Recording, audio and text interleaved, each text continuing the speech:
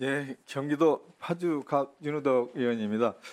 외교부 장관님, 네, 이번에 사도강산 협상에 대해서 많은 논의가 있었죠. 네. 예, 그런데 이번에 지난 6월 7일 등재가 이제 보류를 이렇게 결정을 했었죠. 그건 이코모스의 권고가 그렇습니다. 예.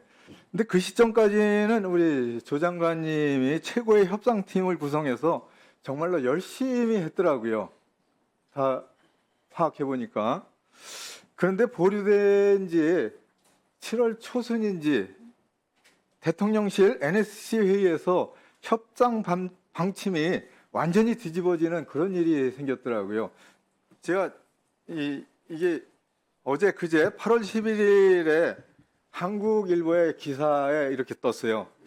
본보 이게 뭐예요? 이게 중앙일보죠. 아니, 그렇죠.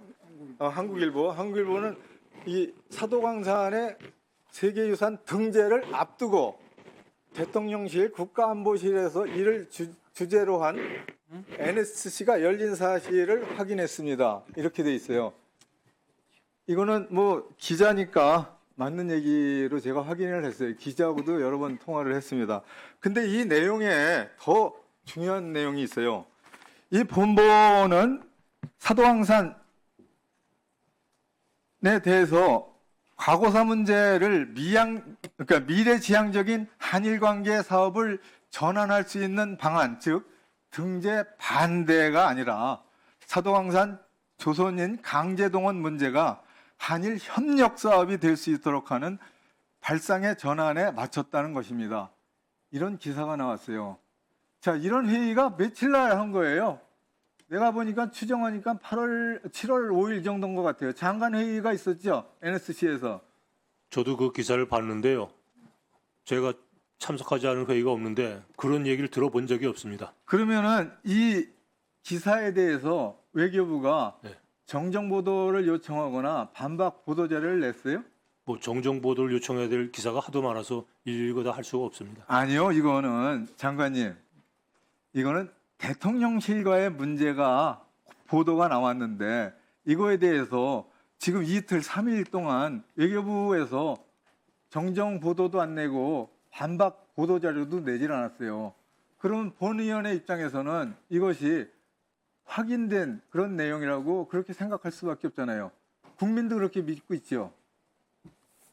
왜 그랬어요, 그러면? 그럼 이 자리를 빌어서 사실 확인해드리겠습니다. 근거 없는 아, 기사라고 말씀을 드리겠습니다. 아니에요. 그런 정도가 아니라 지금 장관께서 지금 이 자리에서 사실가 아닌 얘기를 하는 거예요. 아니, 이대로, 이 기사대로 한다면은 외교부에서 협상팀이 계속 제대로 협상했는데 이 시점에서 등재하기 앞서서 NSC에서 이거를 한일과 협력 사업으로 전환시켜라 그런 얘기에 지침이 있었던 거예요. 그런 사실 어이없는 사실인데 그렇게 논의가 이루어질 수 있는 사안도 아니고요.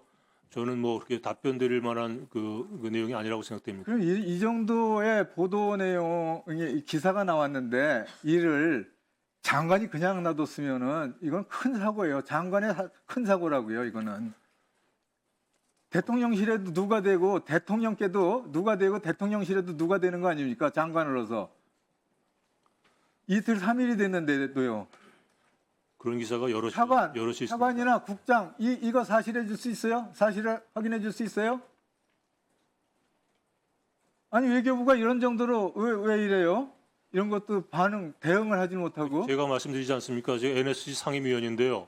모든 회의 참석을 했는데 그런 논의 한 적이 없다고 제가 말씀드리지 않습니까? 자, 이 자료는 유추할 수 있는 자료가 이미 자료 요청에서 외교부가 정부는 관계기관과의 협의를 해오고 있었다. 이렇게 자료를 보내줬어요. 그 관계기관은 사실은 대통령실 NSC예요.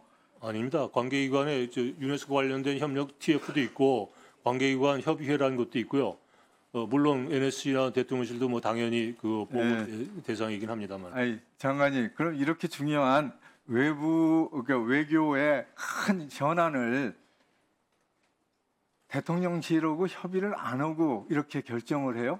등재를 하고 안 하고의 문제. 거기다가 이 강제라는 표현이 전혀 이 일본이 수용하지 않은 그런 내용을 장관이 결정한 거예요? 강제라는 내용을 일본 수용하지 않았다는 말씀이 무엇을 근거로 하시는 말씀이신가요?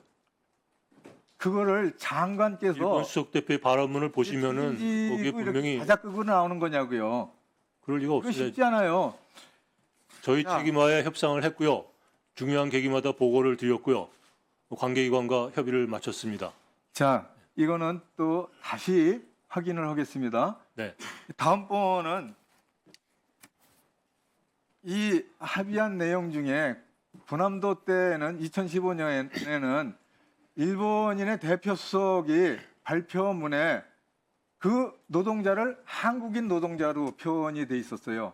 2015년에. 근데 이번에 2027년 7월 27일 일본의 대표는 이렇게 표현을 했습니다. 한반도 출신 노동자를 이렇게 표현했어요. 이 한반도 출신 노동자는 어느 나라의 사람입니까? 2015년도 군함도 등재 때는 한국인뿐만이 아니라 다른 나라 노무자들도 포함되어 있었기 때문에 Koreans and Others라고 되어 있습니다. 이거는 지금 한국인 노동자들만 관련되기 때문에 표현이 그렇게 달라진 겁니다. 아니, 그러니까 일본 측에서 15년 만에 같은 시기에 같은 사람, 같은 노동자에 대해서 15년 전에는 한국인이라고 표현했는데 이번에는 한반도 출신 노동자로 이렇게 표현을 했어요. 이게 무슨 차이가 있는 거예요? 제가 방금 말씀드리지 않았습니까?